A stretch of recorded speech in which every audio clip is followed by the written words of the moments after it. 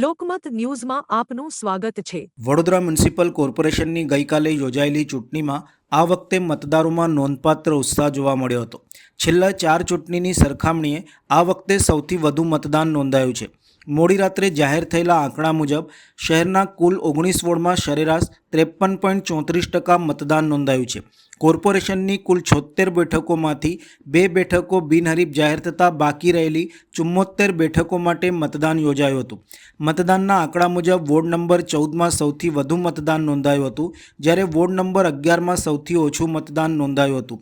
ગઈકાલે સાંજે મતદાન પ્રક્રિયા પૂર્ણ થયા બાદ તમામ ઈવીએમ મશીનોને કડક સુરક્ષા વચ્ચે સ્ટ્રોંગ રૂમમાં ખસેડવામાં આવ્યા હતા।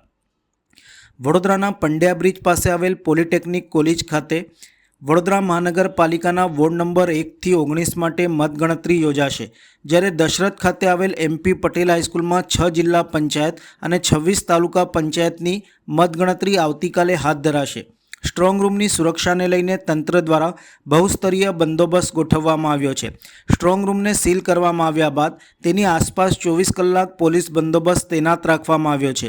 સ્થળ ઉપર CCTV કેમેરા દ્વારા સતત નજર રાખવામાં આવી રહી છે અને દરેક પ્રવેશ એક્ઝિટ ઉપર કડક ચેકિંગ વ્યવસ્થા ગોઠવવામાં આવી છે।